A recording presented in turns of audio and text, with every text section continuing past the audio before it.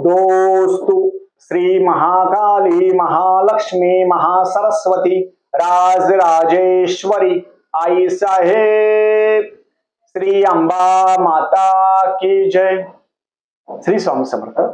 आज मी आपल्याला विजयादशमीच्या दिवशी 2.5 आपट्या पानाची जे उपाय आहे तो मी आपल्याला सांगणार आहे। त्याच्याबरोबर उद्या म्हणजे दसऱ्याच्या दिवशी आपण आपल्या ग्रंथाची पूजा का बरं करायची, ग्रंथाची पूजा असेल ग्रंथपूजन असेल ते का बरं करायचं त्याच्याबद्दल मी आज माहिती सांगणार आहे। चॅनलवर पहिल्यांदा आला असेल तर अवश्य सबस्क्राईब करा, म्हणजे येणारा नवीन व्हिडिओ श्री स्वामी समर्थ महाराजांचे गुरुचरित्राची आणि नवनाथ पारायणाबद्दल माहिती भेटेल। विजयादशमीचा उपाय, विजयादशमीचा तोडगा असेल साधा आणि सोपा, घरच्या घरी। खूप जण म्हणणार दादा आम्ही हा तोडगा आहे तो आयता विकत आणतो। विकत कोणतीही गोष्ट आणायची नाही, कोणतीही गोष्ट विकत नाही आणायची, घरच्या घरी। आपल्याला जे आपण दसऱ्याच्या दिवशी सोनं वाटतो, सोनं म्हणजे काय, आपट्याची पानं आहेत आणि त्याची जी कथा खूप चांगली आहे। आपट्याच्या झाड आहे त्याच्या खाली सोनं ठेवलं होतं भरपूर मोठं, ते सोनं त्या काळामध्ये लोकांनी सगळ्यांनी वाटलं होतं आणि ते वाटल्यानंतर देवानी ते जे सोनं आहे ते सगळ्यांनी वाटलं। ते आपट्याच्या झाडाखाली खूप मोठं सोनं होतं। मग ते सोनं वाटता वाटता काही जणांनी ते आपट्याचे पानं पण वाटले आणि म्हणून तेव्हापासून जे आपट्याचं पान आहे ते दसऱ्याला सोनं म्हणून देतात। पण ते आपट्याच्या पानाचं खूप महत्व आहे, खूप गुणकारी आहे ते। आपल्याला कोणत्याही कार्यात यश भेटत नसेल, आपण कुठेही प्रवासात असाल, कोणाकोणाला भीती वाटत असेल, मनात भीती वाटत असेल, मन घाबरत असेल, मनाला त्रास होत असेल, मग आपल्या सोबत काहीतरी संरक्षण पाहिजे।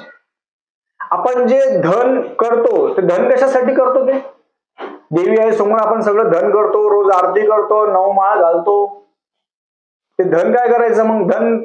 धन ज्या दिवशी आपण दसरा असतो त्या दसऱ्याच्या दिवशी संध्याकाळच्या वेळेस आपल्या ऑप्शन करता तर टोपी लावतात, टोपीवर आपण धन लावायचं, ते धन देवी आईला द्यायचं आणि ते धन आणि 2.5 आपट्याची पान प्रत्येक जण घरामध्ये वेगवेगळं जण प्रत्येक जण करायचं, असं एकट्याने नाही। 2.5 आपटे म्हणजे काय, 2.5 घ्यायचे, 2 पानं असतात एकत्र आणि एक अर्ध पान, तर 2 सिंगल पान घ्या किंवा वेगवेगळे पान जरी घेतलं चालतं।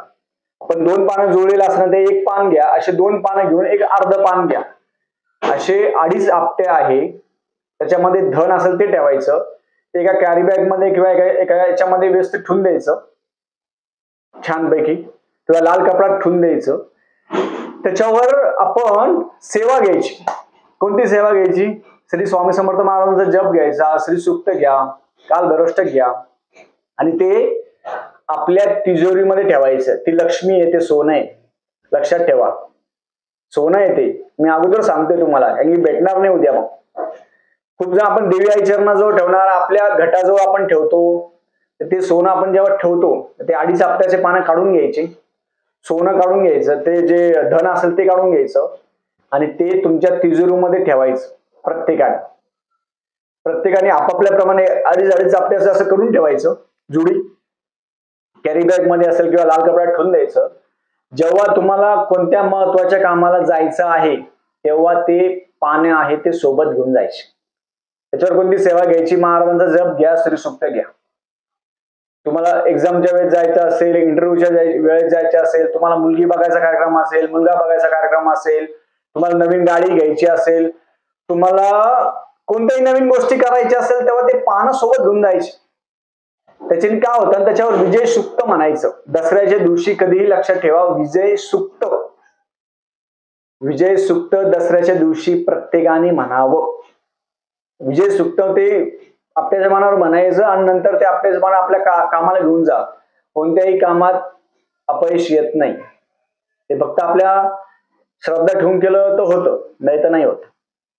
2.5 आपट्याच्या पानाचा उपाय प्रत्येकाने करावा, आपल्या तिजोरीमध्ये ठेवून द्यायचं तसंच ते, आणि जेव्हा आपल्याला पुढे बाहेर जायचं तेव्हा ते सोबत घेऊन जायचं, परत तिजोरीमध्ये ठेवून द्यायचं, त्याला गंधाक्षता फुल वाहून द्यायचं, बस। घरातील प्रत्येकांसाठी सेपरेट करून ठेवा, म्हणजे प्रत्येक जण आपापलं घेऊन जाईल। परत आपण दसऱ्याच्या दिवशी आपलं गुरुचरित्र पारायण असेल, गुरुचरित्राची पोथी असेल, गुरुचरित्र, नवनाथ, आपल्या सगळ्या पोथींचं पूजन करायचं, ग्रंथपूजन। दसऱ्याच्या दिवशी प्रत्येकाने, आपण प्रत्येक जण कसं दसऱ्या दिवशी गाड्या धुतो, तसं दसऱ्याच्या दिवशी प्रत्येकाने आपले ग्रंथ बाहेर काढावे, ग्रंथ चांगले ठेवावे, ग्रंथाला गंध अक्षदा फुल व्हायचं, झेंडूचं फुल व्हा, ग्रंथाचं दर्शन घ्या.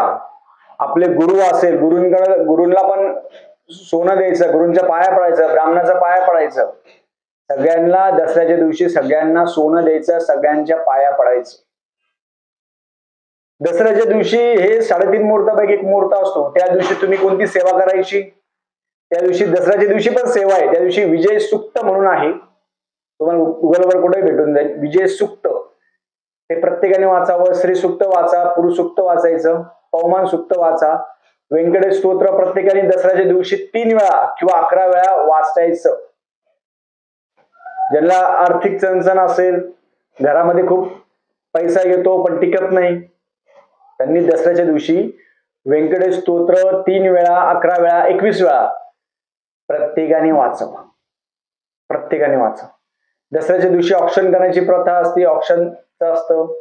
आणि दसऱ्याच्या दिवशी आपण आपल्या घरामध्ये आपण आपल्या घरामध्ये काय करायचं, आपण एक पंथीमध्ये पंथी घ्या, त्याच्यावर तांदूळ ठेवा, त्याच्यावरती कापूर लावा. दसऱ्याच्या दिवशी करायचा हा प्रयोग, सोपा प्रयोग. आपल्या प्रवेशद्वारावर एका पंथीमध्ये तांदूळ घ्या, त्याच्यावरती कापूर लावा. हे चांगल्या गोष्टीसाठी. असं प्रत्येकाने दसऱ्याच्या दिवशी प्रत्येकाने अशी साधी आणि सोपी प्रत्येकाने सेवा करावी. 2.5 हप्त्याचा पाण्याचा उपाय प्रत्येकाने करावा, पण सेवा केली तर त्याचं फळ तुम्हाला भेटेल. अशा पद्धतीने प्रत्येकाने सेवा करायची. झालेली सेवा मी महाराजांच्या रुजू करतो. श्री स्वामी समर्थ.